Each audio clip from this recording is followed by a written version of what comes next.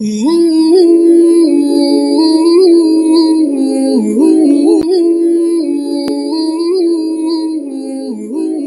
Friends, Eli science के YouTube channel पर आप सभी का स्वागत है। हम स्टडी कर रहे थे प्रकाश संश्लेषण के बारे में। तो आज के वीडियो में हम जानेंगे कि प्रकाश श्वसन क्या होता है, फोटो रेस्पिरेशन क्या होता है। तो देखिए, पिछले वीडियो में हमने पढ़ा था जो रूबिस्को एंजाइम है, ठीक है, रूबिस्को, जिसका पूरा नाम क्या था, राइबुलोज 1,5 बिसफॉस्फेट कार्बोक्सिलेज ऑक्सीजनेज, ठीक है, रूबिस्को एंजाइम। तो मैंने आपको बताया था कि इसकी दो कार्य करता है, ये ऑक्सीजनेज का भी कार्य करता है और ये कार्बोक्सिलेज का भी कार्य करता है।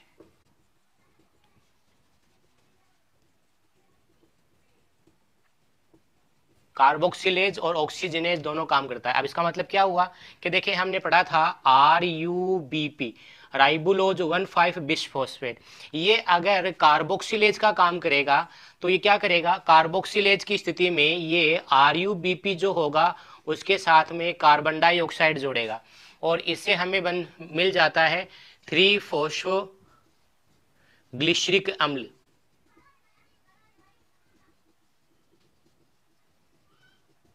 ठीक है, 3-फॉस्फोग्लिसरिक अम्ल मिल जाता है अगर ये RUBP है और ये CO2 आपस में जुड़ते हैं, और ये काम आता है किसमें, C4 चक्कर में।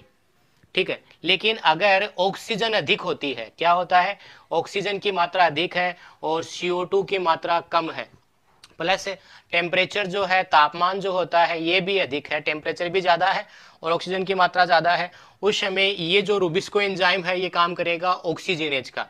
ये क्या करेगा, RUBP के साथ में ऑक्सीजन जोड़ेगा और इससे बना लेता है 2-फॉस्फोग्लाइकोलिक अम्ल, ग्लाइकोलिक अम्ल। अब देखें, एक चीज़ और याद रखना है कि ये जो 2-फॉस्फोग्लाइकोलिक अम्ल है, ये कई किताबों में आपको इसका नाम मिल जाएगा 2-फॉस्फोग्लाइकोलेट, 2-फॉस्फोग्लाइकोलेट। अब ये दोनों में अंतर क्या है, जैसे आपने पढ़ा है एसिटिक अम्ल क्या होता है, CH3COOH एसिटिक अम्ल होता है, लेकिन मैं इसको ऐसे लिख देता हूँ CH3COO माइनस, हाइड्रोजन नहीं दिखाया, तो इसको हम क्या कह देते हैं, इसका नाम हो जाता है एसीटेट। ठीक है, ये एक आयन बन जाता है, नेगेटिव आयन। तो वैसे ही अगर हम हाइड्रोजन दिखा रहे हैं तो नाम हो जाएगा फॉस्फोग्लाइकोलिक अम्ल। हाइड्रोजन नहीं दिखा रहे, COOH नहीं दिखाकर हम क्या दिखाएं, COO माइनस दिखाएं, तो वो हो जाएगा 2-फॉस्फोग्लाइकोलेट। इसी तरह यहाँ पर भी कर सकते हैं, उसका नाम हो जाएगा फॉस्फोग्लिसरेट। ठीक है, जैसे पायरुविक अम्ल का हो जाएगा पायरुवेट। तो आपको ये दोनों नाम मिलेगा किताबों में, कहीं पर पायरुविक अम्ल मिलेगा, कहीं पर पायरुवेट मिलेगा। इसी तरह कहीं पर फॉस्फोग्लाइकोलिक लेट मिलेगा, कहीं पर फॉस्फोग्लाइकोलिक अम्ल मिल जाएगा। इसी तरह फॉस्फोग्लिसरिक अम्ल या फॉस्फोग्लिसरेट। कंप्लीट है। तो देखें, इसको हम दूसरा नाम क्या बोल सकते हैं, 2-फॉस्फोग्लाइकोलेट। तो इसको हम क्या कहते हैं, इसका नाम हो जाता है ग्लाइकोलेट चक्कर, ग्लाइकोलेट चक्कर। इस ग्लाइकोलिक अम्ल है, इसमें 2 कार्बन होते हैं। ठीक है, इस वजह से इसको हम क्या कह देते हैं, इसको हम 2 कार्बन होने की वजह से इसको कह देते हैं C2 चक्कर। हाँ, एक मिनट, इसको हम कहेंगे C3 चक्कर, C4 चक्कर नहीं होगा, ये C3 चक्कर होगा, क्योंकि इसके अंदर क्या होते हैं, हमारे पास 3 कार्बन होते हैं। कंप्लीट है। तो ये ग्लाइकोलेट हमारे पास मिल जाता है, तो हम इसको C2 चक्कर भी कह सकते हैं। तो ये कब होता है, जब ऑक्सीजन अधिक मात्रा में है और टेम्परेचर ज़्यादा है, तो रूबिस्को है ये ऑक्सीजनेज का काम करेगा और ऑक्सीजनेज का काम कर ये क्या करेगा, ऑक्सीजन जोड़ेगा RUBP के साथ में और बनाएगा ग्लाइकोलिक अम्ल बनाएगा या ग्लाइकोलेट बनाता है। इसको कह देते हैं हम ग्लाइकोलेट चक्कर या ग्लाइकोलिक अम्ल चक्कर। तो इसके अंदर देखें क्या हो रहा है, यहाँ पर ऑक्सीजन काम आ रही है और आगे हम पढ़ेंगे कि इसमें CO2 का निष्कासन होता है। CO2 का क्या होता है, निष्कासन। तो अगर ऑक्सीजन है वो काम में आए, उनका अवशोषण हो ऑक्सीजन का, और कार्बन डाइऑक्साइड है उसका निष्कासन होता है, तो उसको हम क्या कहते हैं, उसको हम कहते हैं श्वसन या रेस्पिरेशन। इसमें जैसे हम शोषण करते हैं तो क्या कर रहे हैं, ऑक्सीजन अंदर ले रहे हैं और कार्बन डाइऑक्साइड छोड़ रहे हैं। तो शोषण में हमेशा यही होता है, ऑक्सीजन का अवशोषण होगा, कार्बन डाइऑक्साइड का निष्कासन होगा। तो इसके अंदर देखें क्या हो रहा है, इसी वजह से इसका नाम दे देंगे हम श्वसन। अब प्रकाश शोषण क्यों करें कि प्रकाश इसके अंदर क्लोरोप्लास्ट भी काम आएगा। अब ये जो प्रकाश शोषण की प्रक्रिया है इसको हम डिटेल से समझेंगे। तो ये जो प्रक्रिया है ये 3 जो कोशिकांग होते हैं, सेल ऑर्गेनेलीज होते हैं, उनमें संपन्न होती है।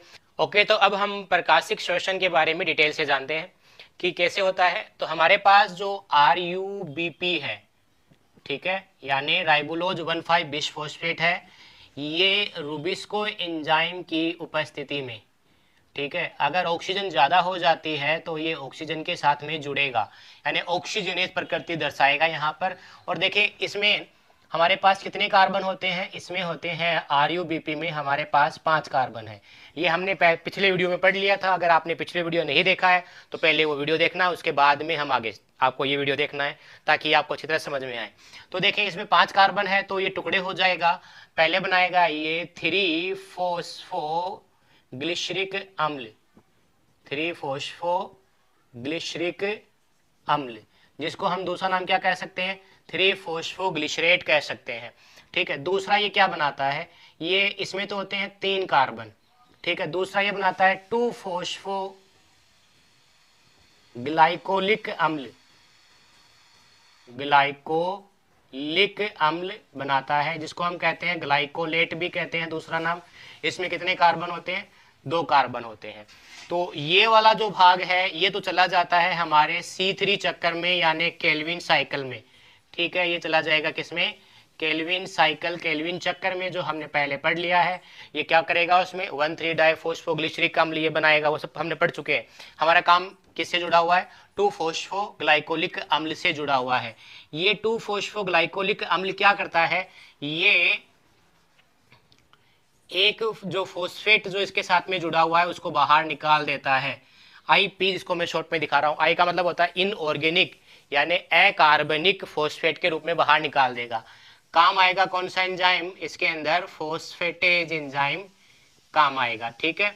और हमारे पास क्या बन गया, ग्लाइकोलिक अम्ल बन गया, या इसको हम कह देंगे ग्लाइकोलेट भी कह देंगे, ठीक है। इस बार मैं इसका नाम ग्लाइकोलेट रख देता हूं ताकि आपको दोनों नाम याद रह जाए। तो ये बन गया ग्लाइकोलेट, ठीक है। ये पूरी प्रक्रिया जो संपन्न होती है ये क्लोरोप्लास्ट के अंदर संपन्न होती है। तो मैं क्या करता हूं, इसको डॉट डॉट से यहाँ पर ऐसा दिखा देता हूं कि ये जो प्रक्रिया संपन्न हो रही है ये क्लोरोप्लास्ट के अंदर हो रही है, ठीक है। फिर ये ग्लाइकोलेट यहां से निकल कर चला जाता है परऑक्सीसोम में, किसमें आ जाएगा, अब परऑक्सीसोम के अंदर ये आ जाएगा,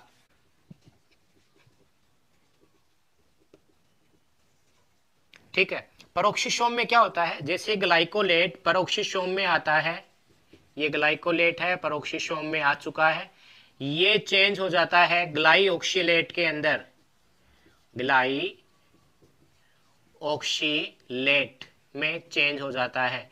यानी इसके साथ में क्या होता है, ऑक्सीजन है ये जुड़ेगी और इसमें से हाइड्रोजन निकल जाएगा, इसमें से ग्लाइकोलिक लेट है ना, उसमें से हाइड्रोजन निकलेगा, इस ऑक्सीजन के साथ में जुड़कर बना लेता है H2O2, हाइड्रोजन प्रोक्साइड। तो देखो हाइड्रोजन प्रोक्साइड बना रहा है तो कौन सा एंजाइम हो रहा है, परऑक्सीसोम में हो रहा है, तो हाइड्रोजन प्रोक्साइड बनाएगा। इसके ये जो एंजाइम चाहिए उसका नाम होता है ग्लाइकोलिक अम्ल, ग्लाइकोलिक अम्ल। अब इसका नाम क्यों हुआ, तो देखो ग्लाइकोलेट को दूसरा नाम क्या कहते हैं, ग्लाइकोलिक अम्ल कहते हैं, तो इसका नाम हो गया ग्लाइकोलिक अम्ल। ऑक्सीजन जुड़ रहा है ना, सॉरी हाइड्रोजन निकल रहा है तो हो जाएगा ऑक्सीडेज, क्योंकि ग्लाइकोलिक अम्ल ये है ग्लाइकोलेट, उसमें से हाइड्रोजन निकल रहा है तो हम क्या दिखा देंगे H2O2, तो हाइड्रोजन का निकलना क्या हो जाता है, ऑक्सीडेशन हो जाता है, ऑक्सीकरण होता है, तो नाम हो गया ऑक्सीडेज, कंप्लीट है। उसके बाद में देखें क्या होता है, ये जो हमारे पास है ग्लाइऑक्सीलेट है, ये क्या करता है, ये अमीनो समूह है जो होता है NH2, मेरे साथ में यहाँ पर लिखा है, तो ये क्या है, एक अमीनो समूह है, ये अमीनो समूह इसके साथ में जुड़ जाता है। तो देखिए अम्ल तो ये पहले से ही है, ग्लाइऑक्सीलेट को हम दूसरा नाम क्या कह सकते हैं, ग्लाइऑक्सिलिक अम्ल, ग्लाइऑक्सिलिक अम्ल कह सकते हैं, तो अम्ल तो पहले से ही है। इसके साथ में अमीनो समूह जुड़ गया तो क्या बन गया, अमीनो अम्ल बन जाता है। कंप्लीट है। तो अमीनो अम्ल कौन सा बनता है, उसका नाम होता है ग्लाइसिन अमीनो अम्ल। सबसे सिंपल स्ट्रक्चर वाला अमीनो अम्ल होता है, उसका नाम होता है ग्लाइसिन अमीनो अम्ल बन जाता है। ठीक है। तो अमीनो अम्ल बनाने के लिए इसके लिए जो एंजाइम चाहिए होता है उसका नाम होता है ट्रांस एमिनेज एंजाइम। यहाँ पर काम आता है क्योंकि ये अमीनो समूह को ट्रांसफर करता है इस पर। फिर ये जो ग्लाइसिन है ये यहाँ से निकलकर, यानी कहाँ पर था ये पहले, पेरोक्सिसोम में। ये ग्लाइसिन है अब पेरोक्सिसोम से निकलकर आ जाता है किसमें, हमारे माइटोकॉन्ड्रिया में, हमारे नहीं पादपों के। ये आ गया अब माइटोकॉन्ड्रिया में आ गया। कंप्लीट है। अब यहां पर देखें क्या होता है, ये जो ग्लाइसिन है, ठीक है, ये एक अमीनो अम्ल है। तो देखें इसकी ये प्रक्रिया एक बार चलती है तो एक मिल गया हमें ग्लाइसिन। अगर ये 2 बार चले तो हमें कितने ग्लाइसिन मिल जाएंगे, 2 ग्लाइसिन मिल जाते हैं। तो ये 2 ग्लाइसिन क्या करते हैं, एक दूसरा अमीनो अम्ल है जिसका नाम होता है सेरीन, ठीक है, उस सेरीन में बदल जाएंगे। सेरीन भी क्या है, एक अमीनो अम्ल है। ठीक है। इसमें क्या होता है, इसके दौरान कार्बन डाइऑक्साइड गैस निकलती है, CO2 गैस है, इसका निष्कासन होता है। तो कार्बन डाइऑक्साइड गैस निकल रही है, तो देखो ऑक्सीजन कार्बन डाइऑक्साइड निकल रही है तो डी, क्योंकि इसमें से कार्बन डाइऑक्साइड की कमी हो रही है ना, और किसकी हो रही है, कार्बन डाइऑक्साइड की, तो बोल देंगे कार्बोक्सिलेज। तो एंजाइम का नाम क्या हो जाएगा, डी कार्बोक्सिलेज एंजाइम। कंप्लीट है। फिर ये जो सेरीन है ये यहां से निकलकर वापस कहां आ जाएगा, पेरोक्सिसोम में। सेरीन आ गया पेरोक्सिसोम में। ठीक है। फिर ये सेरीन बदल जाता है एक दूसरे जो यौगिक होता है जिसका नाम होता है हाइड्रोक्सी पाइरूवेट। क्या नाम है, हाइड्रोक्सी पाइरूवेट में बदल जाएगा। तो ये सेरीन हाइड्रोक्सी पाइरूवेट में बदल रहा है तो उस दौरान क्या निकलती है, NH2 है, यानी अमीनो समूह है। इसका नाम क्या है, अमीनो समूह है। ये अमीनो समूह है निष्कासित होता है, ये फिर काम आ जाता है यहाँ पर वापस। कंप्लीट है। अब ये क्या बन गया, हाइड्रोक्सी पाइरूवेट। तो इसमें से हाइड्रोजन की कमी कर दी थी ना, तो हाइड्रोजन की कमी कर दी तो हाइड्रोजन की कमी नहीं, अमीनो समूह की, तो डी लगा देंगे। अमीनो समूह की कमी हो रही है तो एमीनेज, तो नाम क्या हो जाएगा, डी एमीनेज उसका नाम हो गया। ओके। तो अब ये हाइड्रोक्सी पाइरूवेट है, ये क्या करता है, ठीक है, ये हाइड्रोक्सी पाइरूवेट, पेरोक्सिसोम में ही बात हो रही है, ध्यान रखना है। ठीक है। ये चेंज हो जाता है हमारे पास जो ग्लिसरिक अम्ल है ना उसके अंदर, ये चेंज हो जाता है ग्लिसरिक अम्ल में। ठीक है, ग्लिसरिक अम्ल के अंदर चेंज हो जाएगा। इस दौरान क्या होता है, NAD है, ठीक है, NADH2 ये बदल जाता है NAD में। तो ठीक है, इसके अंदर क्या होता है, NAD, इसमें हाइड्रोजन की कमी हो जाती है। तो इसके अंदर जो एंजाइम काम आएगा उसका नाम मैं इधर लिख देता हूं, उसका नाम होता है रिडक्टेज। ठीक है, यानी रिडक्शन कर रहा है, अपचयन कर रहा है। ठीक है, क्योंकि इसके पास देखो हाइड्रोजन निकला है तो हाइड्रोजन इसके पास जाएगा। ठीक है, हाइड्रोक्सी पाइरूवेट के पास और क्या बना लेगा, ग्लिसरिक अम्ल बना लेता है। तो हाइड्रोजन देने के लिए हाइड्रोजन का जुड़ना क्या हो जाता है, अपचयन। अपचयन को क्या कहते हैं, रिडक्शन। तो नाम बना दिया रिडक्टेज एंजाइम, यहाँ काम आएगा। फिर ये ग्लिसरिक अम्ल क्या करेगा, ये ग्लिसरिक अम्ल है, इसके साथ में ATP है, ये फॉस्फेट दे देगा और ये बना लेता है ADP। तो ग्लिसरिक अम्ल के साथ में फॉस्फेट जुड़ जाएगा तीसरे कार्बन से, तो क्या बन जाएगा, 3-फॉस्फोग्लिसरिक अम्ल।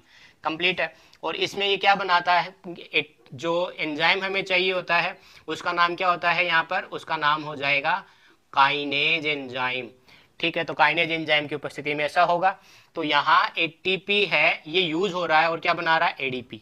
कंप्लीट है। तो इस प्रकार ये पूरी लास्ट में क्या बन जाता है, इसमें देखें ग्लिसरिक अम्ल है उसे लास्ट में बन जाएगा 3-फॉस्फोग्लिसरिक अम्ल बन जाता है। तो यानी 2-फॉस्फोग्लिसरिक अम्ल इस तरह घूम फिर कर वापस आकर क्या बन जाएगा, 2-फॉस्फोग्लिसरिक अम्ल बन जाएगा। तो देखिए इसमें एक चीज और मैं बता देता हूँ, यहाँ पर भी हमें याद रखना है कि जो NAD है ये बदल जाता है NADH2 में, ये इंपॉर्टेंट है। और यहाँ पर देखें NAD बन रहा है, यहाँ NADH2 बन रहा है, यहाँ NAD बन रहा है, यहाँ ATP यूज आकर क्या बन रहा है, ADP बन रहा है। तो देखिए इसका सारांश हम देखते हैं, इसमें ऑक्सीजन है उसका उपयोग हुआ, इसमें कार्बन डाइऑक्साइड है उसका निष्कासन हुआ, कंप्लीट है। लेकिन देखें इधर यहाँ पर NADH2 है, ये काम बन नहीं रहा है, देखो यहाँ NADH2 बन रहा है, तो यहाँ NADH2 बन रहा है एक मोलिक्यूल्स, ठीक है। तो यहाँ पर देखें NADH2 का एक मोलिक्यूल काम भी आ रहा है, तो NADH2 काम भी आ रहा है, तो इनको तो हम बोल देंगे ये जीरो हो गया, कुछ भी नहीं है, बराबर बराबर हो गया। यहाँ पर देखें क्या हो रहा है, ATP यूज हो रहा है, यानी ये उपयोग में आ रहा है। तो देखें इसमें बना तो कुछ भी नहीं, इस प्रक्रिया में क्या हुआ, बना तो कुछ भी नहीं, एक ATP बेवजह लग गया। तो मैंने आपको बताया था ATP क्या होती है, कोशिका की मुद्रा होती है, यानी हमें कुछ फायदा तो हुआ नहीं, पैसे खर्च हो गए। तो यानी ये पादप के लिए एक तरह की नुकसानदायक प्रक्रिया होती है, इसमें कुछ ऊर्जा प्राप्ति होती नहीं है, कोई ATP बनता नहीं है, लेकिन ATP उपयोग हो जाता है, तो ये हानिकारक होता है पादपों के लिए, कंप्लीट है। तो इससे बचने के लिए क्या करते हैं, C4 जो प्लांट होंगे, ठीक है, उनका विकास हुआ है। C4 पौधे जो होते हैं, अब ये C4 पौधे कौन से होते हैं, इनके बारे में डिटेल से मैं आपको अगले वीडियो में बताऊंगा, कंप्लीट है। तो एक बार मैं इसको रिपीट कर देता हूँ, प्रकाश शोषण में क्या होता है, इसमें ऑक्सीजन है ये काम आती है, CO2 का निष्कासन होता है।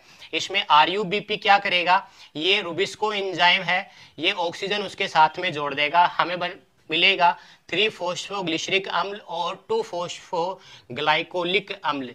ये जो 2-फॉस्फोग्लाइकोलिक अम्ल क्या करेगा, फॉस्फेटेज एंजाइम की उपस्थिति में ये बना लेगा ग्लाइकोलेट।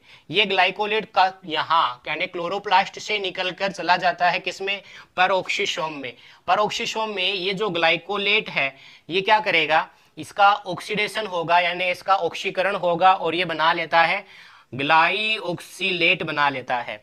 फिर ग्लाइऑक्सीलेट क्या करेगा, ये अमीनो समूह से जुड़कर बना लेता है ग्लाइसिन। फिर ग्लाइसिन आ जाता है माइटोकॉन्ड्रिया में, माइटोकॉन्ड्रिया में ग्लाइसिन परिवर्तित हो जाता है सेरीन अमीनो अम्ल में, ठीक है। इस दौरान CO2 निकलती है और एक अणु हमें NADH2 का प्राप्त होता है, यानी फायदा तो हुआ है यहाँ पर। लेकिन आगे चलते हैं, सेरीन फिर चला जाता है पेरोक्सीसोम में, पेरोक्सीसोम में सेरीन से बनता है हाइड्रोक्सी पाइरूवेट और इस दौरान निकलता है एक अमीनो समूह है। फिर हाइड्रोक्सी पाइरूवेट बनाता है ग्लिसरिक अम्ल। ये ग्लिसरिक अम्ल जब बनता है उस दौरान क्या होता है, एक NADH2 लगता है, यानी यहाँ फायदा हो रहा है तो यहाँ पर लग भी गया, खर्चा भी हो गया। तो इसका मतलब क्या हुआ, तो इसमें कुछ भी इनको प्राप्त नहीं हुआ है। फिर ग्लिसरिक अम्ल है ये बनाएगा 3-फॉस्फोग्लिसरिक अम्ल, तो उस दौरान ATP है ये ADP में बदल जाएगा। तो एक ATP यूज हो रही है, इसमें ATP का उपयोग हो रहा है, कुछ हमें फायदा हुआ नहीं, ATP लग गई बेवजह की, तो ये नुकसानदायक प्रक्रिया होती है। तो इस वीडियो में इतना ही, बाकी अगले वीडियो में देखेंगे।